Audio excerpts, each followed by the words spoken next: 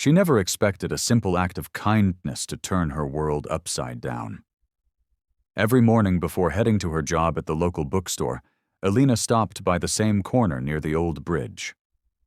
A man sat there quietly, wrapped in a torn gray blanket, his beard overgrown, his eyes downcast. Most people passed him without a glance, but Elina couldn't. She'd pack an extra sandwich and a thermos of tea, placing them gently beside him with a warm smile. He never asked for anything, and he barely spoke, just a nod, a soft "thank you," and sometimes a faint smile. She didn't know his name, but something about him felt familiar, as if they shared an unspoken understanding of loneliness. Elina lived alone in a small apartment above the bookstore and often spent her nights reading to escape reality. Giving him food wasn't charity. It was connection. Her co-workers teased her for caring too much, but she didn't stop. Day after day, rain or shine, she brought him a meal. What she didn't know was that the man she thought was homeless was watching her closely, not with suspicion, but with awe. There was something rare in her consistency, her warmth. She didn't judge, didn't question, just gave. And that meant more to him than she could ever imagine. Because behind the dirt and silence, he wasn't just some forgotten soul. He was hiding a truth that could change both their lives forever. The man sat quietly after she left, watching her walk away with the same calm grace she carried every day. He remembered her eyes the most, not just their color, but the way they softened when she looked at him, as if she saw a human, not a burden. That wasn't something he was used to anymore. His real name was Adrian Vaughn, a billionaire tech mogul who had mysteriously disappeared 6 months ago after selling off his company and vanishing from the public eye. No one knew that Adrian had been diagnosed with a rare condition that gave him only a few years to live.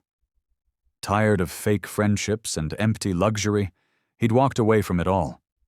He didn't want pity, he wanted truth. And now, on this forgotten street corner, he had found it.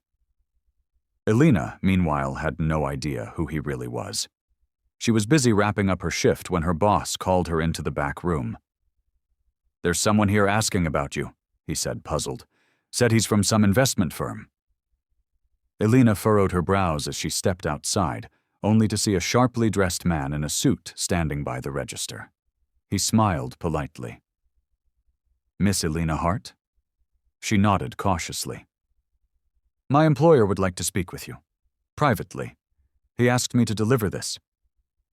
He handed her a handwritten note. Just 2 words were scrawled on it. "Thank you." It didn't make sense at first. She blinked at the message, then looked back at the man. "Who exactly is your employer?" "I believe you know him already," he said, smiling faintly. Though not as he truly is. Her heart started to race. The next morning, Elina was driven to a private estate far from the city, the kind of place she'd only seen in magazines.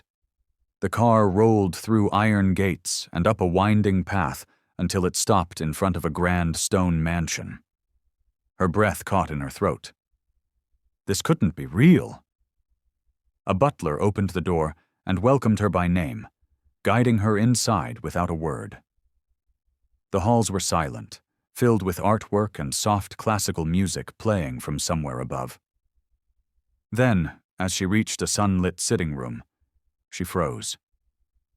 There he was. The same man she had fed day after day, now clean-shaven, dressed in a tailored suit, looking every bit like the billionaire the newspapers had once praised. Adrian. He stood up, watching her closely, unsure if she'd be angry, confused, or hurt. "Elina," he said gently, "I never meant to deceive you. I just needed to disappear from the world for a while, to know if people would still see me, without the money, the name, the image." She stared at him, stunned. "So you were testing me?" "No," he said quickly. "I was surviving. And you You gave me something real when I didn't even know I needed it." She folded her arms, still unsure how to feel. "So what happens now?" Adrian stepped closer. "I want to offer you something. Not as a thank you, as a beginning." Elina narrowed her eyes. "A beginning to what?" He smiled, hopeful but hesitant. "To a life built on truth. One where kindness matters more than titles. And I want to build it with someone who saw me when no one else did." Elina looked into his eyes, searching for the man she had come to know. The one who laughed shyly when she brought him warm stew, who told quiet stories about life before it all fell apart. Not the billionaire standing in front of her now, but the broken soul who had sat alone in the cold. "I don't care about the money," she said softly. "I never did." Adrian's shoulders relaxed. "I know. That's why I chose you." She blinked. "Chose me?" He turned and opened a small box on the table. Inside was a set of house keys and a thick envelope. "These are yours. I bought a house nearby, a little cottage just like the one you always said you dreamed of. And this," he handed her the envelope, "is a business grant. You always talked about starting your own cafe. Now you can." Elina stared at the envelope, then at him, overwhelmed. "Why are you doing all this?" "Because you reminded me that people still care," Adrian said, stepping closer. "You didn't walk past me. You stopped. You fed me when I had nothing. You gave me dignity when the world had taken it. You saved me in ways you don't even know." Tears welled up in Elina's eyes, and for a long moment she said nothing. Then she nodded slowly. "Okay, but I'm not taking the cafe unless you're my first customer." Adrian laughed through a tight throat. "Deal." They stood there, no longer a billionaire and a kind stranger, but two people who found something far rarer than wealth or fame, a connection born out of honesty, humility, and quiet acts of kindness. And from that moment on, neither of them ever walked alone again. Months later, the small cafe Elina always dreamed of finally opened its doors. It wasn't flashy or luxurious, but it was warm, cozy, and full of soul. Just like her. The sign outside read, "The Kind Cup," a name she chose in memory of how it all began. A simple cup of hot soup given to a man the world had forgotten. And true to his word, Adrian was her first customer. He walked in, not as a billionaire or in disguise, but as himself, finally whole. He ordered coffee and a slice of her homemade pie, and every single person in that room could feel the history between them without a word needing to be spoken. News eventually spread.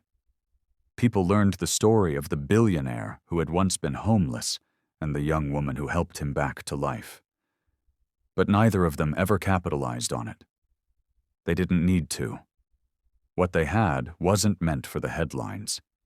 It was meant for the heart. Elina hired others who had struggled just like she once had. Single moms, refugees, recovering addicts. "Everyone deserves a second chance," she would say.